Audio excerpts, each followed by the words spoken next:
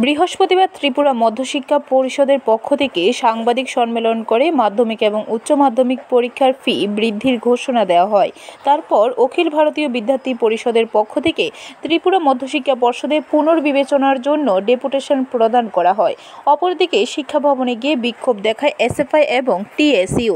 কিন্তু এই বিষয় নিয়ে সংবাদ মাধ্যমের মুখোমুখি হলেন মুখ্যমন্ত্রী ডক্টর মানিক সাহা। মুখ্যমন্ত্রী বলেন, প্রয়োজনের স্বার্থে মাধ্যমিক এবং উচ্চ মাধ্যমিক পরীক্ষার্থী ফি করতে হয়েছে ত্রিপুরা মধ্যশিক্ষা পর্ষদকে। তবে দেশের অন্যান্য বোর্ডের তুলনায় ত্রিপুরা মধ্যশিক্ষা পর্ষদ পরিচালিত মাধ্যমিক এবং উচ্চ মাধ্যমিক পরীক্ষার ফি অনেক কম।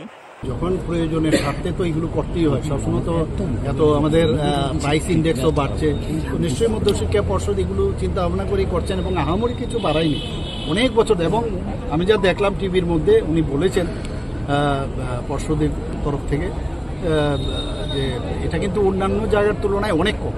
ব্যুরো রিপোর্ট, খবর ত্রিপুরা।